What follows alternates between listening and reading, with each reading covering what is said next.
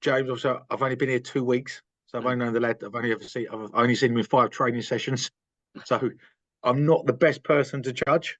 All I can say is, in my time here, he's a cracking lad, really, really good character. He's always had a very good upbringing, because he's a diligent lad, speaks well, cares, trains extremely well.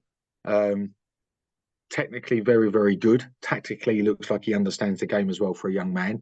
So he's a player that looks to have a really bright future.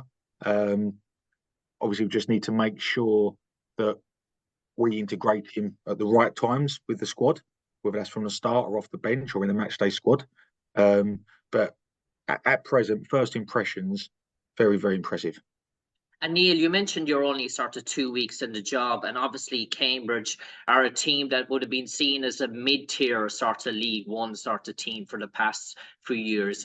Are you trying to maybe in the future make that sort of jump to get Cambridge from maybe that mid-tier bracket, maybe into that sort of playoff bracket, and then hopefully push on to the next level, as we know what Plymouth were able to do? Are Plymouth the real inspiration for teams like Cambridge in League One? Yeah, I think there's been various teams over the years that have sort of look at Luton. Was it 10 years ago, 12 years ago, Luton were in the National League? So you look at it and say, what's impressive here is the board have an identity. They have core values that they believe in and want developing, and they've got a short, mid, and long-term plan. And the long-term plan isn't to get into the Championship yesterday. It's to do it structurally and grow the football club at the right rate. And that's one of the real highlights of the job stepping in for a head coach like myself. Has the club got the opportunity to do it? They will have, yes. Yeah. They've got really good board of directors, really good owner that really care about the club, that are really methodical about the plan, want to develop the stadium, want to bring through the academy players.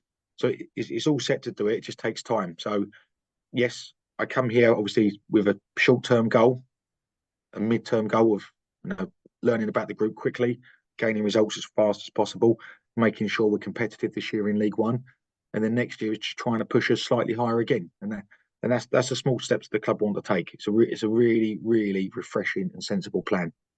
And Neil, second last question for me. I suppose you look through this Cambridge side, and in terms of experience, that's what stands out when we look at Jack Stevens, the goalie, Michael Morrison, Ilias Kachunga, Sully Kaikai, an awful lot of players with league football experience, whether it's been Championship, League One, League Two, sort of an awful lot of players with an awful lot of games in their belts, and obviously right down the spine as well. So coming in as a new manager to have that spine of experience, especially down the middle, is it really just touching up on the flanks and wingers and maybe adding around that core spine? Yeah, firstly, we've talking about experience and age of players. It's getting the balance between the two. So yes, we've got some real experienced players, the ones you mentioned in the team, but then we've got Jibril Okadina, you've got Liam Bennett, we touched on Glenn McConnell, Ghassan Hadmi in the side as well. So we've got real youngsters as well, which is getting the balance between the experience and game understanding and communication side of it, and then having the younger players as well that are developing. So I feel we're not in a bad place for that at the moment. Adding in the flanks, look, we'll have to see what the transfer window brings. But what I have said to the players and said in my first press conference, and I've said since, is that I do expect an attacking output from the wide areas, whether that's fullbacks, whether that's wide players with goals or assists, but also players that play around the centre forward or the centre forwards. Attacking players, I do expect and demand an output from them.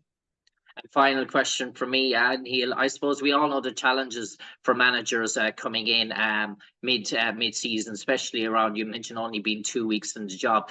Obviously, it's very hard to put in your own philosophy. You don't have a pre-season. So is it almost sort of polishing up, bringing bits and pieces of what you think are important to you, and maybe looking what the previous system has done and making small little tweaks and minor adjustments rather than just cutting up everything and starting from scratch again.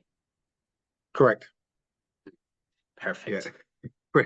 Pretty much you nailed it. It's not, you don't make revolution overnight. Obviously it takes time, and it's not about that. It was the good practice has been put in here before I got here has been exceptional.